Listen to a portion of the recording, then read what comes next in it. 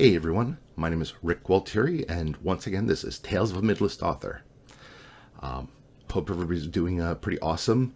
It's pretty much the end of summer here, and the weather's starting to turn, getting a little nasty. Hope everybody down in the Carolinas is okay from the hurricane blasting through there. But anyway, today what I wanted to talk about was a marketing strategy known as rapid release. This is, I guess, a point of contention in the author world right now because some people swear by it, which is awesome. Some people think it is the very devil itself, the thing that will destroy publishing because we get one of those about every 6 months. And others, well, let's be honest, they abuse the crap out of it and just use it to scam people. So, and of course that gives the entire concept kind of a bit of a black eye when it really isn't deserving. So let's talk about rapid release. First of all, what is it and what isn't it? We'll start off with what isn't it. It's not an insta scam. It doesn't mean if you're doing rapid release, it doesn't mean you're somehow screwing the system or so. What rapid release is, it is a marketing strategy in which you do exactly that. You release your products rapidly.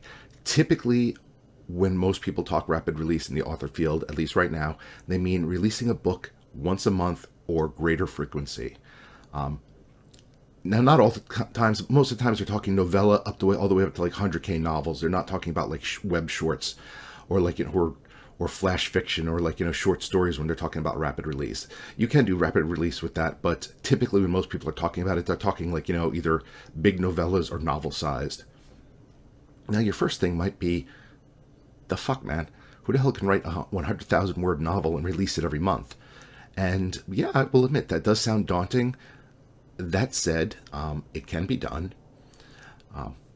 One thing I will point out before we go any further is I'm going to try to avoid generalities or just painting an overly wide brush and saying this is something nobody can do or something everybody can do or something everybody can't do. That's all BS. We all have different capabilities. We all have different talents. What will destroy one person, another person will thrive on. So never back away from a strategy like this and say, well, this is unhealthy all around. Nobody should be doing this. Because reality is you're wrong. There are some people who do this, do it well, and thrive at it. And of course, there are others who do it and don't do it well. And, it's probably at some point going to come back and bite them. So let's avoid that because there's always going to be people who want to throw that out there and say, and just say, no, this is wrong for me, so it's wrong for everybody. No, it's wrong for you or it's right for you. One of the issues that is always pervasive in the author industry is people always look at what the other person is doing. And then they either say, that's wrong, or they say, well, I have to match that no matter what. And the problem being that we each have different capabilities. And this is a hard-learned lesson for myself.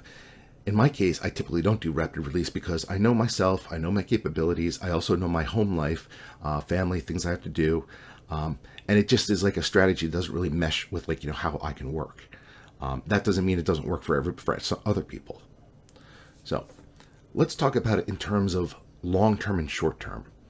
A lot of people use this as a short-term marketing strategy, and what they do is they'll write an entire series. They'll write the first book, second book, third book, and instead of releasing as they're finished with the books, they'll stock them up, they'll stockpile them, so that when the series is ready, or maybe the first 4 books of a series are ready, they can hit them really quickly. So it's hey, bang, it's a release. 2, 3, maybe 4 weeks later, while it's still hot on the presses, on the hot new release list, they'll release book 2, and so on, releasing it down the line. Now,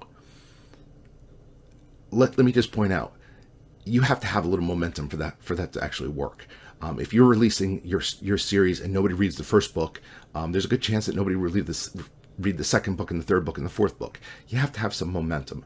You can use this to build momentum, but you have to get some going to begin with. This is not an instant level of success. There's plenty of people who rapid release who, there's some people who rapid release and they see a ton of sales, and there's plenty of people who rapid release and they see shit sales. So this is not an instant key to success. So that's kind of a short-term way of doing it, in that you work behind the scenes, and then like you have a rapid fire bunch of releases, and then you go back to work, and maybe there's a couple months that go by where like nobody hears anything from you. I don't have any problem whatsoever with that.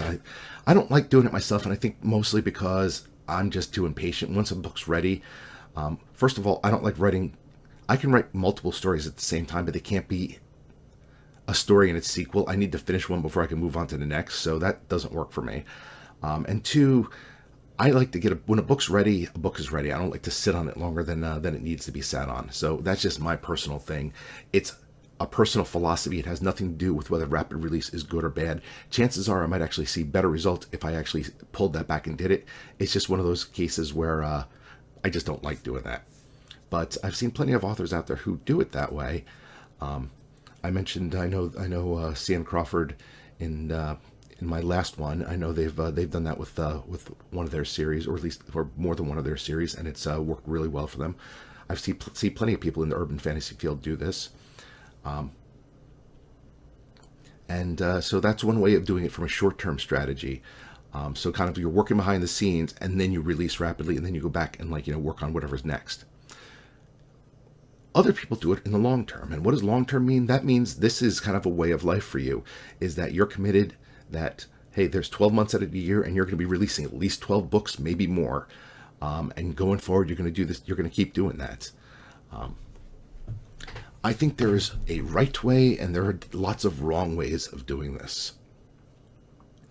One author I know who I am very convinced is doing it the right way, Amanda Lee. She is a production machine. I consider myself a fairly fast writer, and I think she kind of like doubles my pace most days. Now, pace and story are not the only thing.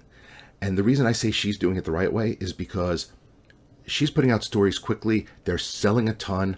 But if you look at her earlier works, and yes, Amanda, I was doing a little rank stalking, her earlier works still sell.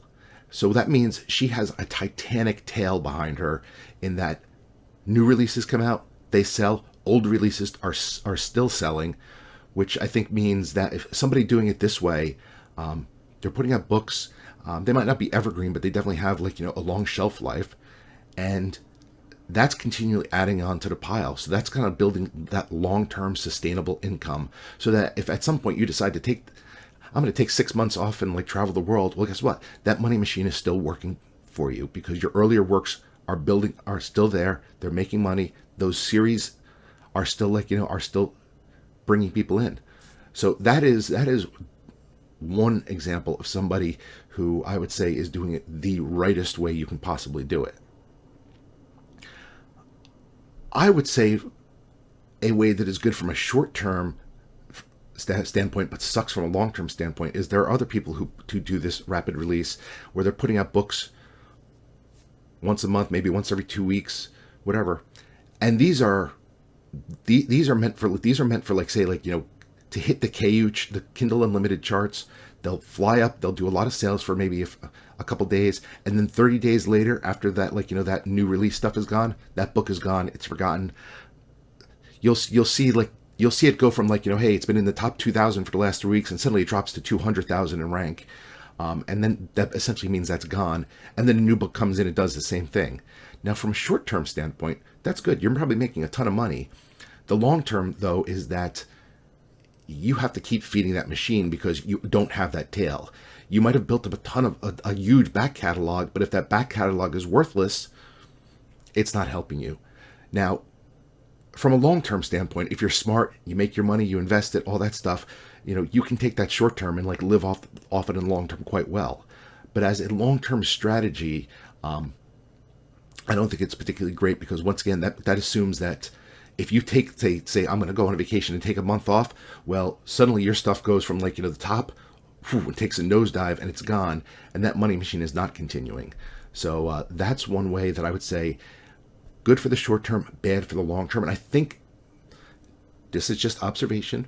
Most of the people I see doing rapid release in the long term seem to be going this route.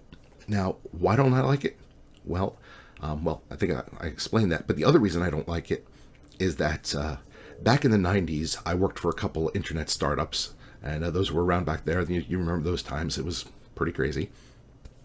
And one thing I've learned over from 20 years in corporate America is that almost every company will at some point or another go through a death march. Now, what's a death march? In corporate terms, a death march is a period of time where you're putting in far past your 40 hours a week.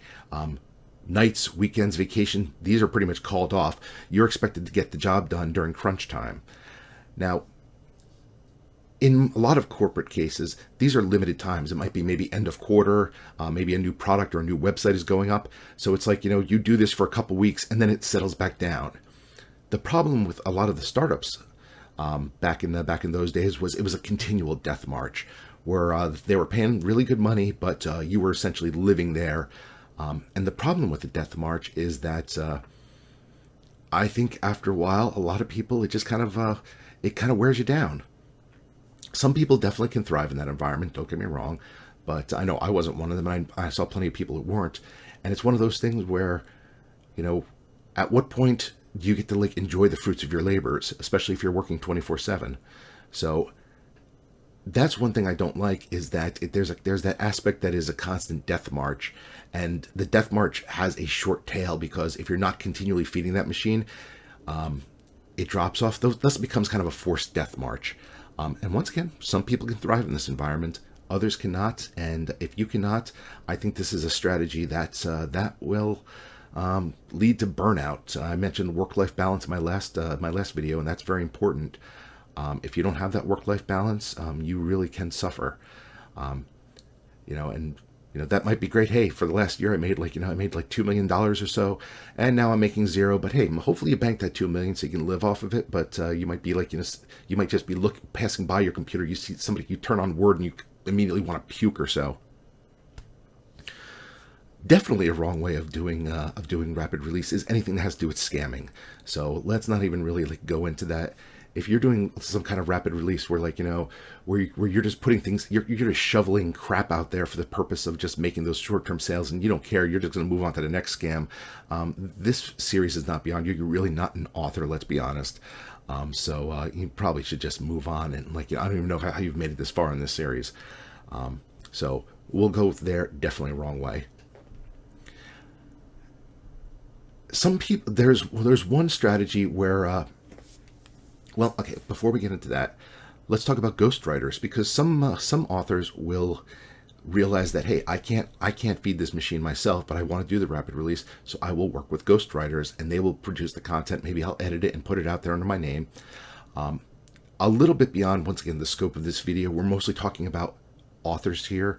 I think there comes a point when you're doing that where you're not necessarily, where you're probably doing more editing and publishing. You're probably more of a publisher than an author. So the only thing I'll say about the ghostwriter aspect is I don't have an issue with that as long as it's done right and fairly. And that I mean you're working with legitimate ghostwriters, you're paying fair market rates, you're not taking advantage of anybody, your legal is all in order, all of that stuff. I think doing it the wrong way is going out there finding bottom dollar stuff, maybe going to other countries where English is not the first language, but you can find somebody who's willing to write you 50,000 words, for pennies on the dollar that you can just throw out there because maybe you don't care. It's content. I think that is a wrong way of doing it because you're essentially abusing a system. There are plenty of better ways of doing that, and I don't think that's one of those things where all you're really doing is adding to the slush pile and just making it more difficult for everybody else. But again, if your mindset is you don't give a shit about everybody else, as long as you got yours, again, I'm not really even sure why you're watching this series. All right, so moving from ghostwriters, there's the concept of a shared world. Now this is where authors get together. They write in either the same series, the same world, or the same characters, and sometimes in the same pen names, so that multiple authors are putting out content which feeds that rapid release. I guess in a sort of way, me and my podcast group, Authors and Dragons, we're kind of doing this with our Shingles series. we're not hiding behind, like, okay, I shouldn't say hiding behind. We're not using a shared pen name. Hiding behind implied negative, and this is not a negative thing. But we're kind of writing in that same world under that same series name. Each of us doing a different story, maybe a month, so that we can kind of keep going with that rapid release strategy. Nothing wrong with this. You want to make sure your legal ducks are in a row, obviously. Just in case somebody, like, decides, hey, well, I want to take my ball and walk away from it. You want to make sure that that shared will is indeed shared, and make sure that legally all that is set. But I don't really see an issue with this. I've heard of several authors doing this. I think it's quite legit. And it's a way where hopefully everybody can shine, assuming that everybody's putting out similar quality work. You don't want anybody like writing off other people's coattails. A variation on the shared world is an owned world. This is where an author writes maybe a popular series and then decides to start farming it out, so letting other people write in it. And I don't necessarily mean as ghostwriters. I mean as say the James Patterson model, where you have his name on top and then you have another writer's name on the bottom. If you are the owner of the world, I think this can be an awesome strategy, because you're raking in cash from every book that goes out. If you are a writer in a world that is not your own, and you're looking at this as a long-term strategy, I might caution that it might not be the best thing. I think in a lot of these owned worlds that I've seen, a lot of it depends on, one, how rapidly they release. Because if they're releasing in enough intervals for your book to shine, you probably can, like, make some bank there. But if they're coming out so rapid fire, where your book is like, hey, I'm a new release, and then tomorrow it's like, oh, hey, here's somebody else's new release in this world, I think at that point you're kind of overcrowding the market, and you might see diminishing returns in that case. But just as a long-term strategy, the reason I'm not a fan of this, and I'm not saying you shouldn't do this, or I'm not saying there's anything wrong with this, I'm just saying as a long-term strategy, I don't like it, because you're writing under somebody's IP, and essentially they own that. You might own the characters you created, but you probably going forward cannot use them in your own world, depending on what you did, or or how your contracts are set up. So you're essentially writing for somebody else's world. This is a horrible analogy to use, but I'll probably use it anyway. But the Amway kind of comes to mind, where where every person lower in the pyramid than you is probably making less money, but if you're higher in the pyramid, it's better for you. And again, I don't want to paint a negative image on this. There are plenty of people who do this, and they do it well. Just that as a long-term strategy, if you're writing in somebody else's world, I would consider diversifying, so you have some eggs in your own basket too.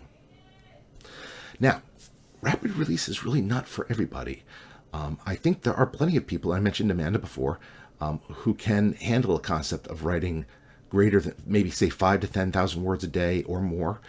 They can edit as they go. They produce relatively clean work. They hand it off to their editors. It gets done, and then it comes out, and they can rinse and repeat. They know their market. They know the stories they put out. They know what they're writing ahead of time, and they've essentially turned it into a science. I also think that this can be learned. As an example, when I was doing this part-time, I considered a 2,000-word day was enough to send my head spinning. These days, when I went full-time, I said, okay, 4,000 words is what I'm aiming for. Honestly, I can sustainably write 5,000 to 6,000 words a day, and not have a problem with it. And I can go higher than that, but around after 6,000 is where my head starts to spin a bit, and there's usually other things I need to do during the day. But you can train yourself to a point where you can do this sustainably. Again, not everybody. In my case, I as I said, rapid release doesn't really work for me. Just mentally, the way I do things, and my brain just goes off left and right. But other people, it can. So, if you are one of these people who can do it, by all means. But you should know your limitations, and don't try to artificially inflate those limitations, or lower your quality because you think you need to hit a standard. Rapid release can be good. It is not a guaranteed gold mine. It is definitely not for everybody, but some people can make it work. And if you can make it work, and it can add to your long-term marketing strategy, then more power to you. All right. But again, even if you are that type, never forget work-life balance. Even somebody who can like crank out 10,000 words a day, you are occasionally going to need a couple days off. I'm a firm believer that everybody needs to stop and smell the roses once in a while. All right. So that's about that on rapid release. I hope I did a fair aspect on, or a fair like rundown on the pluses and minuses of it. Not for everybody, but can work really well for some. And but it is neither savior nor devil. It's just another tool in the writing arsenal. And whether you choose to use it or not, or choose to use it well or not, is entirely up to you. All right, I think I've beaten this horse into the ground. My name is Rick Gualtieri. This is Tales of Midlist Author, and it has been once again a pleasure speaking to you. I hope to talk to you again really soon.